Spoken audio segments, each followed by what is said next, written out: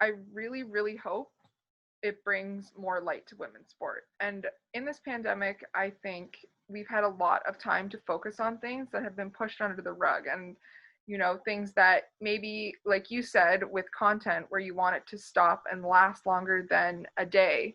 The women's sport movement has now lasted a longer time and in the forefront because it's getting the attention and time it finally deserves, because people are slowing down and taking the time. Now, again, with COVID, we don't know what stadiums or things are going to look like in the future. So we might not see an increase of butts in seats at women's sports, but I definitely think that in the Black Lives Matter movement, in support women in sports movement, in that's really gone on in this pandemic, that we will only continue to see a stronger support from the community, the sport community, for women's sport. And we've already kind of seen that with the WNBA. They've been getting a lot more in. So to be completely honest, I had never seen advertisements for the WNBA before the pandemic happened. And now on TSN, as I'm watching, other things, or Sportsnet, watching the hockey, or during the NBA games, they're advertising the women's games. They're showing that they're there, that they're willing to play, which I had never seen before in primetime male sporting events.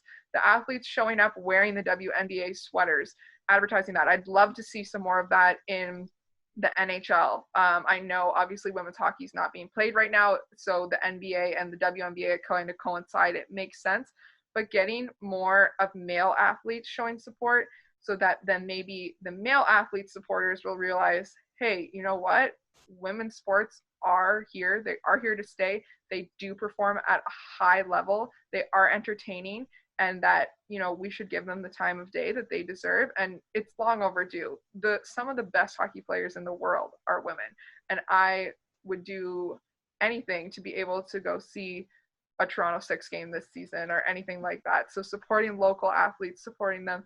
I played with Shay Tiley. I played rugby in high school with her. She is a women's hockey player. She is a badass. She is so good at what she does.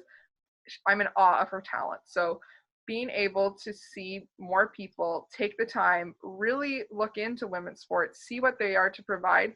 I think that the pandemic has opened people's eyes to be like, hey, here's the information, here's the stuff you've been missing out on. Educate yourself, learn what's out there, and, take it in, try, attempt to go see a game, support it, see if you like it. And if you don't, if it's not something for you, I don't see why you need to be taking it out online or anything like that. You know what?